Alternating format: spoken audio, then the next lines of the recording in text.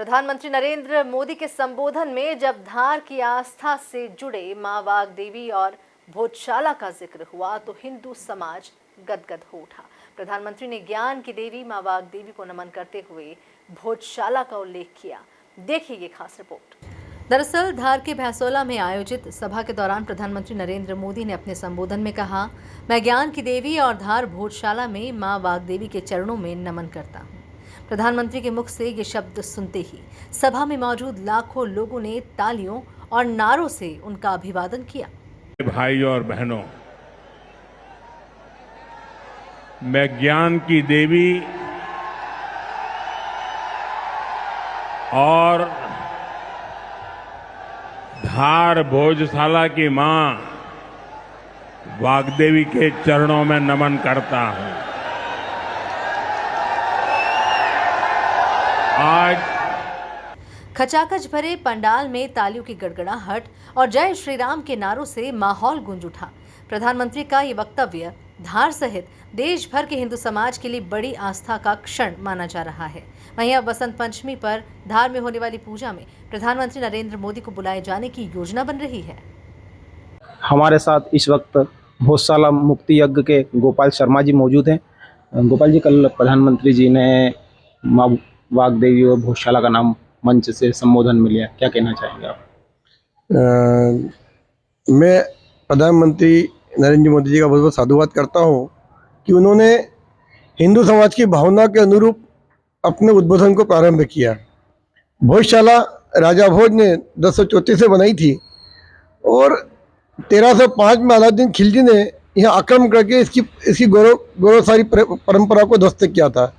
तभी से हिंदू समाज अपने माँ की मुक्ति और भोजशाला के गौरव की पुनः स्थापना के लिए सतत संकल्पित है और तब से संघर्ष भी कर रहा है।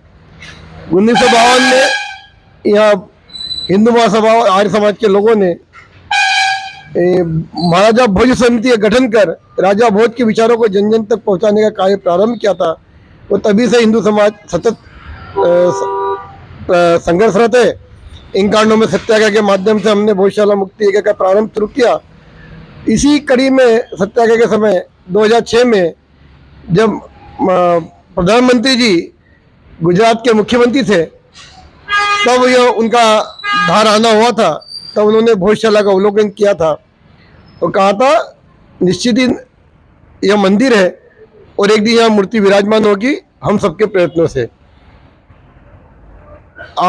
कल जब उनका पुनः धार जिले में आना हुआ तो अपने उन कहे शब्दों को भूले नहीं और उन्होंने माँ को याद भी किया और उनको प्रणाम भी किया। निश्चित ही देश के प्रमुख जो इस प्रकार धार्मिक और राष्ट्रवादी होते हैं तो अब निश्चित ही जिस प्रकार अयोध्या मथुरा काशी सच के तैयार है, धारा 370 हटी है, हिंदू समाज के अपमानित सारे चिन्ह विदेशों से जो अंग्रेज ले गए थे उन्हें लाए जा रहे हैं।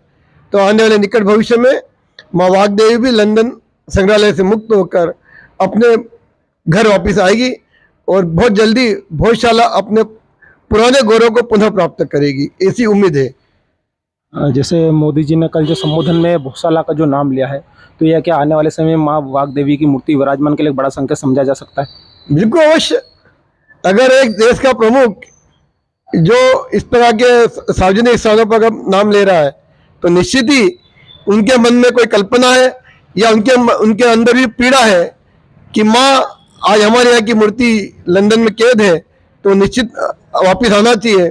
जिस प्रकार सारी पुराने अवशेष भारत लाए जा रहे हैं, अभी भी कम सैकड़ों की संख्या में आ चुके अपने देश में जो अंग्रेजों ने यहाँ से लूट कर ले गए थे, तो इसकी भी कार्रवाई प्रारंभ हो चुकी है और निश्चित अगले कुछ ही समय में, मतलब कुछ आने वाले समय में प्रतिमा बहुत जल्दी भोजशाला में स्थापित होगी और मंदिर भोजशाला अपने पुराने गौरव को सरस्वती कंठाभरण को पुनः प्राप्त करेगा। कुछ समय पूर्व आपने मांडव पुरातत्व विभाग को ज्ञापन दिया था, क्या मामला था? आपको पता ही है कि 8 अप्रैल 2003 को एक आदेश हुआ था जिसमें स्पष्ट था कि शुक्रवार के दिन मुस्लिम समाज नमाज पढ़ेगा और मंगलवार के दिन सूर्योदय सूर्यास्त तक हिंदू समाज माँ का पूजन करेगा और बसंत पंचमी के दिन सरस्वती जन्मोत्सव मनेगा दिन भर, लेकिन उस आदेश में कहीं नहीं लिखा है कि बसंत पंचमी शुक्रवार आने पर हिंदू समाज को भोजशाला से बाहर खदेड़ा जाएगा या उनको अपमानित कर बाहर निकाला जाएगा और 2 घंटे के लिए नमाज कराई जाएगी। उस आदेश में कहीं नहीं लिखा है, लेकिन तुष्टिकरण के तहत उस आदेश के कारण आप सब प्रत्यक्षदर्शी हैं कि धार शहर की शांति भंग होती है और हिंदू समाज अपनी माँ की अखंड पूजा नहीं कर पाता है। तो हमने उसी 8 अप्रैल 2003 का जो आदेश है, उस आदेश का हवाला देते हुए पुरातत्व को अवगत कराया है कि इस बार इस आदेश का पालन हो, अन्य कोई आदेश के सप्लीमेंट्री आदेश न निकले, हिंदू समाज अखंड पूजा कर सके, ऐसी व्यवस्था करें। ये इसी चर्चाएं भी सुनने में आ रही है कि प्रधानमंत्री जी को इस बार निमंत्रण दिया जाएगा भोजशाला बसंत पंचमी में पधारने को लेकर। यह जब से मुझे पता है कि हम जब से इस कार्यक्रम में जुड़े हैं, या मेरे पहले भी पूर्वजों ने कहा कि देश के प्रधानमंत्री या मुख्यमंत्री जो भी हैं, वरिष्ठ लोग होते हैं, उनको निमंत्रण दिया जाता है। यहाँ पहले भी अटल बिहारी वाजपेयी, ऐसे सभी लोग इन कार्यक्रम में आ चुके हैं। सुंदरलाल जी पटवा आ चुके हैं, अटल बिहारी वाजपेयी भी आ चुके हैं, लाल कृष्ण आडवाणी इस कार्यक्रम बसंत पंचमी आ चुके हैं। उसी कड़ी में इस बार भी हम हर प्रति वर्ष इस वर्ष भी मुख्यमंत्री जी को, प्रधानमंत्री जी को और देश के जितने वरिष्ठ ऐसे हैं सभी को निमंत्रण देकर हम भोजशाला में आमंत्रित करते हैं और इस बार भी करेंगे। बहरहाल मोदी के संबोधन भोजशाला के बाद में ये मामला तेजी पकड़ने की ओर अग्रसर है। कैमरामैन सुनील के साथ नितिन राठौड़, MP न्यूज़, धार। बता दें कि धार में भोजशाला आंदोलन की शुरुआत के दिनों में नरेंद्र मोदी जब गुजरात के मुख्यमंत्री थे तब भी यहां आकर सभा संबोधित कर चुके थे।